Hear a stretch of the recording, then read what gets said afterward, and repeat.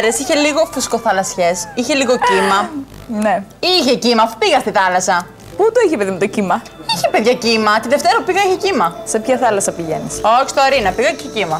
Α, έχει κύμα. Λοιπόν, και εγώ όταν πηγαίνω για μπάνιο και έχει κύμα, θέλω να έχω κάποιον να με προσέχει. Και εσύ.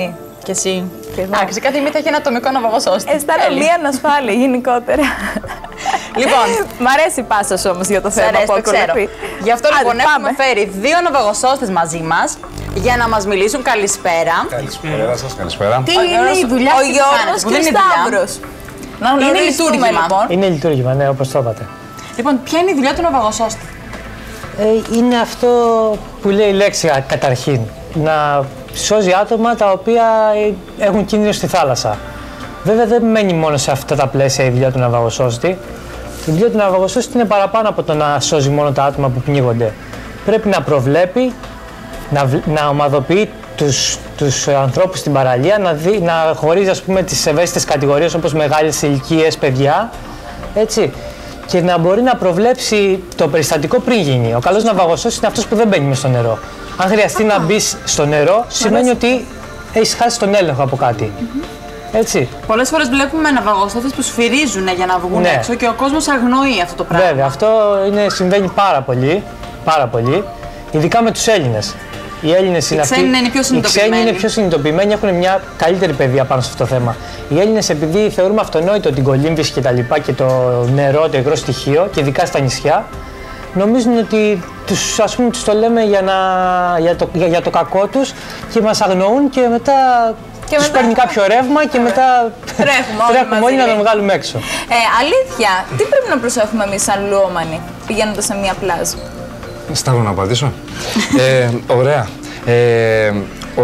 Ο λουόμενος ή ξένος ή Έλληνας, αυτό που πρέπει να προσέχει είναι η σημαία. Αυτό ανήκει στη γλώσσα όλων. Δηλαδή, βλέποντας τη σημαία, αν είναι πράσινη σημαίνει καλός καιρός, ελεύθερο κολύμπι, μέχρι και τα μπαλόνια. Γιατί σε κάθε παραλία οι ναυαγοσώστες βάζουν μπαλόνια. Βέβαια αυτό. Τα μπαλόνια είναι οι σημαδόρους μες στη θάλασσα. Βεβαίως. Όχι μέχρι εκεί επιτρέπεται η κολύμβηση. Βέβαια, για να ξέρουμε, γιατί είπαμε τι είναι ο ναυαγοσώστης. Ο ναυαγοσώστης είναι ένας άνθρωπος ο οποίος έχει γνώσεις ο οποίος έχει πάρει από μια σχολή, όπως εμείς από την Ποσειδώνα. Σωστά. Ναυαγοσωστική σχολή Ποσειδώνας. Και είναι οι γνώσεις αυτές και είναι και η άδεια που έχει πάρει από τις αρχές, το λιμεναρχείο, για να μπορεί να χρησιμοποιεί όλα τα σωστικά. Ναι, πολύ ωραία. Ναι. Τα σωστικά σκεύη, λέω, σκάφη, τα σωστικά μέσα. Συγγνώμη. Και να μπορεί να λειτουργεί το επάγγελμα του ναυαγοσώστη. Χρειάζεται άδεια από το λιμεναρχείο.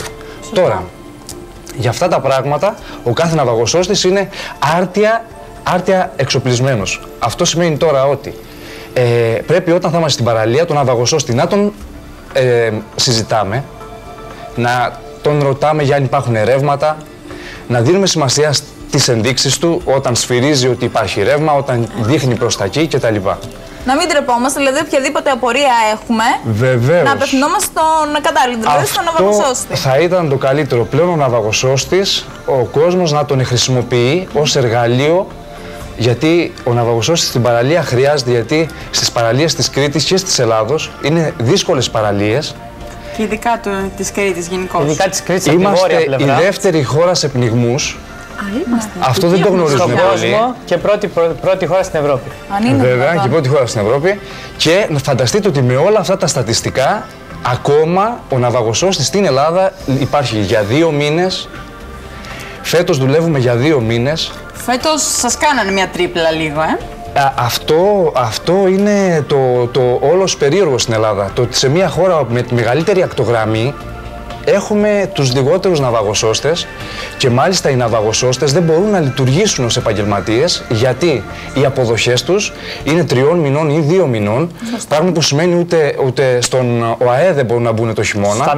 Στο Ταμείο Ανεργίας. Θέλει 6 μήνες. Και κανένας ναυαγοσώστης, αν ρωτήσετε Κρίστη και Ράνια, δεν θα σας πει ότι ο ναυαγοσώστης είναι το επάγγελμά του. Είναι η βασική του εργασία. Η βασική του εργασία. Λογικό, έτσι όπως μας τα λέτε, δεν μπορεί να ζήσει ένας άνθρωπος. Βιοποριστικά δεν είναι αρκετό. Ενώ στο εξωτερικό είναι τελείως διαφορετικά. Στο εξωτερικό είναι τελείως διαφορετικά. Ανά 50 μέτρα υπάρχει πύργος. Τώρα θα λέγανε πόσα μέτρα είναι ανά 300 μέτρα. 300 δεξιά και 300 αριστερά. Ανά 600 μέτρα δηλαδή. Αυτή την ερώτηση θέλω να την κάνω και εγώ. Ποιες παραλίες είναι αυτές που χρειάζονται ναυαγοσώστη? Όλες τις παραλίες. Δεν υπάρχει παραλία που να μην χρειάζεται ναυαγοσώστη. Μερικές φορές 1,5 μέτρο είναι αρκετό για να πνιγεί κάποιος. Υπάρχουν παραλίες, μάλλον οι περισσότερες παραλίες που έχω πάει εγώ και δεν έχουν ναυαγοσώστη. Δηλαδή αυτό που μου λέτε με εκπλήσετε με αυτό. Και ένα μεγάλο λάθος είναι και η νομοθεσία που ορίζει το ωράριο λειτουργίας των παραλιών και το ωράριο που έχει ένας ναυαγοσώστης. Πάρα πολύ ωραία, πάρα πολύ ωραία. Το ωράριό μας είναι 10.30 με 5.30. 10.30 με 5.30. Δεν φεύγετε. 5.30 φεύγουμε, ναι. Και οι περισσότεροι πνιγμοί υπάρχουν στατιστικά τα οποία υπάρχουν πάλι στο νοσοκομεία και σε όλα. Οι περισσότεροι πνιγμοί είναι μετά τις 5.30 ή πριν, που οι πρωινοί συνήθως κολυμβητές έχουν την τάση να απομακρύνονται πολύ. Και είναι και κυρίως οι ηλικιωμένοι. Μπράβο, οι ηλικιωμένοι πάνε πρωί. Πάνε πολύ πρωί για να κάνουν τον μπάνιο τους και έχουμε, πιστεύω, ακούσει πολλά περιστατικά, ειδικά στις παραλίες εδώ και στο Αρίνα. Στο Αρίνα, ειδικά νομίζω. Ναι, συνέχεια περιστατικά. Και μετά τις 5.30 πάλι, που ας πούμε τις μέρες που κάνει καύσωνα, όλοι οι ηλικιωμένοι θα πάνε μετά τις 5.30 στην παραλία. Και όχι μόνο, και έγκυες γυναίκες που. Μα γιατί γίνεται αυτό, γιατί έχετε αυτό το ωράριο? Γιατί προηγουμένως, Ράνια, ρώτησες αν πρέπει συγκεκριμένες παραλίες να έχουν. Συγγνώμη, Χριστή. Αν συγκεκριμένες παραλίες έπρεπε να έχουν ναυαγοσώστη. Δεν είναι έτσι. Οι παραλίες είναι, δηλαδή θα ήταν επικίνδυνο, ειλικρινά επικίνδυνο να χαρακτηρίσουμε. Υπάρχουν παραλίες με επικινδυνότητα, αλλά. Παραπάνω από τις άλλες. Ναι, αλλά όταν έχει καιρό, όταν κάνει καιρό, η παραλία μεταμορφώνεται. Έτσι. Και μπορεί να γίνει επικίνδυνη ανά πάσα στιγμή. Η θάλασσα είναι στοιχείο, δεν μπορείς να την προβλέψεις. Εγώ προσωπικά τη φοβάμαι, αν με ρωτάτε. Πρέπει και να τη σέβεσαι και να τη φοβάσαι. Έτσι, πρώτα πρέπει να τη σέβεσαι και μετά να τη φοβάσαι, βασικά. Έτσι, γιατί καμιά φορά όταν μπεις και φοβισμένος, έχεις και περισσότερες πιθανότητες να πάτεις κάτι. Αλλά και να τη χαίρεσαι, παιδιά. Η θάλασσα είναι το λότερο, εδώ το πουλάμε σε όλη την Ευρώπη. Έτσι, δηλαδή, η θάλασσά μας να λέμε όμορφα πράγματα πρέπει να προσέχουμε. Και να τη ζούμε ωραία. Εμείς θέλουμε να τονίσουμε και ένα άλλο σημείο. Το ότι πολλοί πιστεύουν ότι το επάγγελμα του ναυαγοσώστη είναι χαλαρό, είναι εντάξει, μωρέ, καθόμαστε σε μια καρέκλα, πίνουμε τον καφέ μας κτλ. Πάνω απ' όλα. Όταν είσαι επαγγελματίας ναυαγοσώστης, τα μάτια σου δεν τα βγάζεις από το νερό. Δεν γυρίζεις ποτέ την πλάτη στο νερό. Έχει τύχει ποτέ να ακουστεί κρούσμα πνιγμού την ώρα που υπάρχει κάποιος ναυαγοσώστης στη συγκεκριμένη παραλία? Πραγματικά όχι. Δηλαδή, και εγώ δεν έχω ακούσει, πραγματικά ξέρετε λίγο περισσότερο. Και για αυτό, όχι μόνο τώρα ως κάλυψη του επαγγέλματος, αλλά ως πραγματικότητα, γιατί διαδίδονται πράγματα και φήμες και οπωσδήποτε ένας άνθρωπος όταν είναι στο χώρο εργασίας του και γνωρίζοντας, εννοώ την κάθε στιγμή την παραλία σου, μπορεί, γιατί στο δίνει ο καιρός αυτό, είναι όπως ο πυροσβέστης, ο οποίος δεν έχει φωτιά να σβήσει. Και εμείς όταν είναι ο καιρός ήπιος και σου δίνει τη δυνατότητα, είμαστε κι εμείς χαλαροί, αλλά όχι εκτός. Δηλαδή, μπορεί άτομο να μπει μέσα και να μείνει από καρδιά. Μπορεί παιδάκι να ξεφύγει από πατέρα και να μπει μέσα. Δεν είμαστε προσβολή. Βέβαια. Και αυτό βέβαια τώρα θα πούμε ένα στα 15 μέτρα από την ακτή και σε 1,5 μέτρο νερό. Αν δεν τον καταλάβαινα, θα είχε πνιγεί. Βέβαια. Γιατί όταν παθαίνεις ψέματο εγκεφαλικό, καρδιακό έμφραγμα έπαθε ο άνθρωπος, έπαθε έμφραγμα, άρχισε και έχασε τις αισθήσεις του, δεν μπορούσε να επικοινωνήσει. Αν δεν τον έβλεπα εγώ να τον βγάλω, θα είχε πνιγεί. Σταύρο, και βέβαια να μην λέμε ότι ο ναυαγοσώστης πολλές φορές έχω έρθει εγώ, όχι μόνο και σε άλλοι συναδέλφοι, παιδιά χάνονται. Βρίσκεσαι με ένα τηλεβόα να φωνάζει το όνομα του παιδιού για να το πάρει.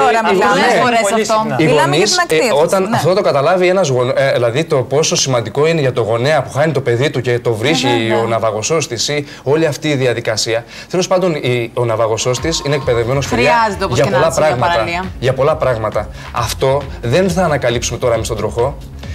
Έχουμε δώσει πολλά φώτα στην Ευρώπη, αλλά και η Ευρώπη έχει φώτα να μας δώσει. Αυτό είναι κάτι το οποίο έχει έρθει κυρίως από έξω, κυρίως.